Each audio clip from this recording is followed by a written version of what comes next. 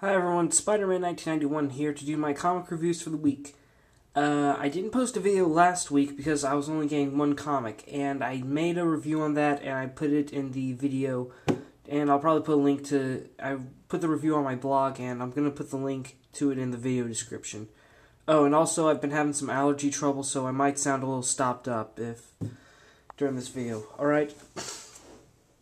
First of all, from DC... Brightest Day number 11, Return of the Black Lanterns. Now then, the Brightest Day so far has been somewhat...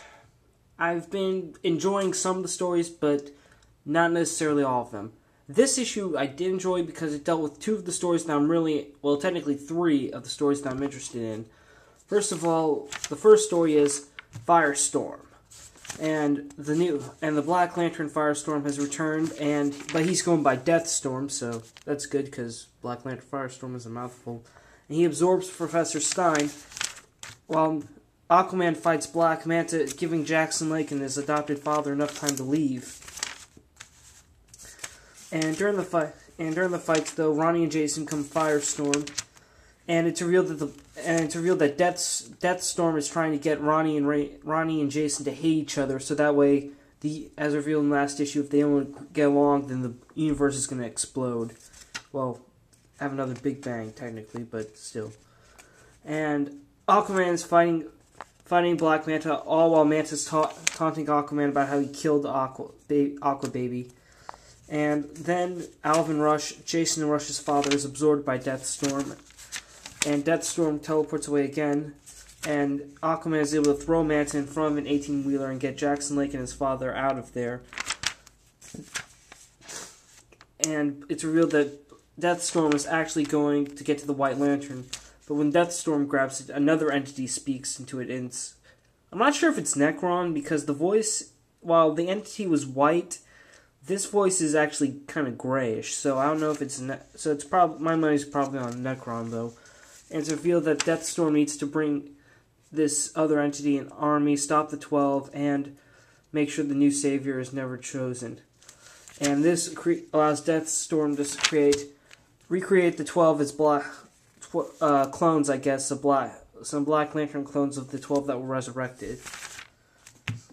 Meanwhile, Aquaman is able to get the chest open, which reveals a treasure map. That's a little cliche.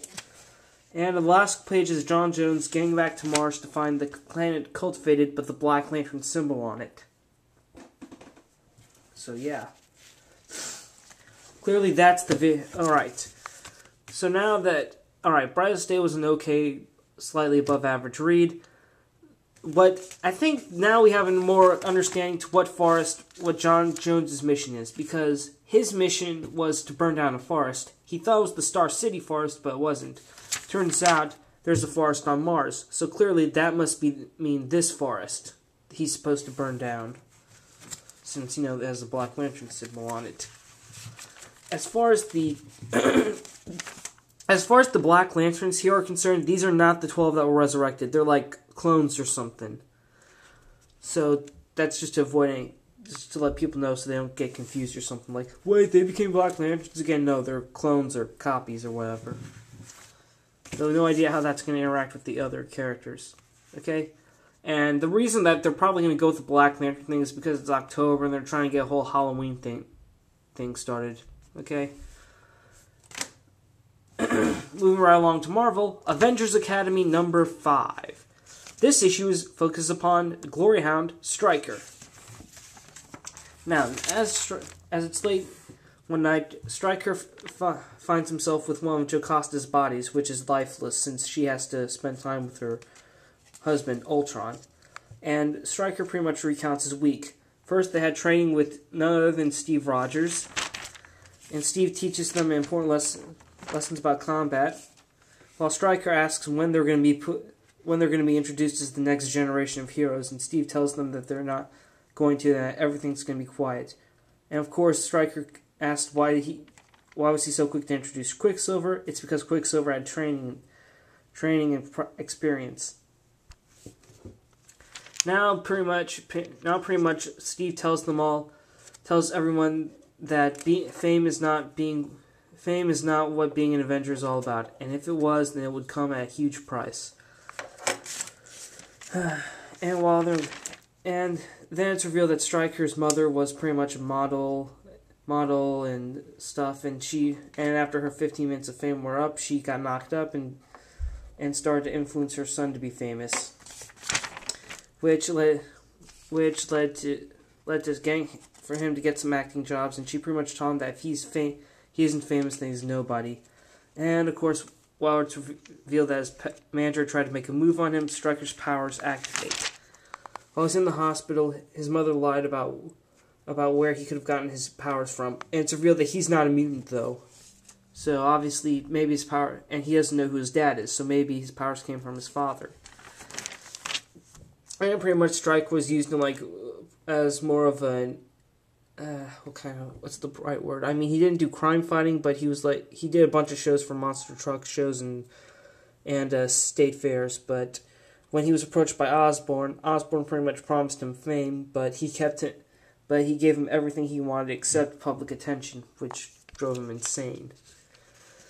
And of course, the next day he gets shot down by Finesse and Vale. Then on Friday, Hank takes the kids out to see a show in Manhattan with metal and hazmat at subatomic size since, their appearances, where they get attacked by Whirlwind, who pretty much blames Hank for Janet's death and gets furious at him for taking Janet's name, the Wasp. And unfortunately during the fight, the kids reveal their powers and Avengers Academy assembles in public. And like with what's going on in Amazing Spider-Man, this generation, we are in an age of technology where everyone's a camera. So now people are getting evidence that Hank is training the next generation of Avengers. They manage to get out, and when Tigra and Hank are trying to figure out what to do, Stryker points out that if they need to confront this now and get a control over it. Otherwise, the media is just going to keep looking at their backgrounds and prove that they're all a bunch of menaces. So they decide to go on. So on Saturday, Hank reveals Avengers Academy to the public. Well, later that night, Vale and Stryker pretty much talk for the rest of the evening. And Stryker gets out and he talks to his mom. And it's apparently revealed that his mom hired a photographer to get Whirlwind to attack Hank Pym so he could get footage of the students in public and stuff, so her son could be famous. All right, Stryker. I gotta be honest. When I first read Avengers Academy, I saw this kid I heard him talk about how he wanted to be famous and stuff. I thought, man, what a little douche. But now I can see that he was actually forced into it. And I'm kind of having a more perspective on the character. And I think what's going to happen to him is that maybe he's going to mature and start to realize that being an Avenger is more than just being in front of the cameras, and it's also about saving lives. Again, Avengers Academy, it's an awesome series. It's probably the best Avengers title out there. That's what everyone says. Okay, so that's it. Avengers Academy and Brightest Day number 11. Both excellent titles. I'm really enjoying them both. Well, this one more than this one because, I'm only interested in a few of the stories going on in this book rather than the whole thing here. Okay, that's all I have to say. Spider-Man 1991 saying, see you later.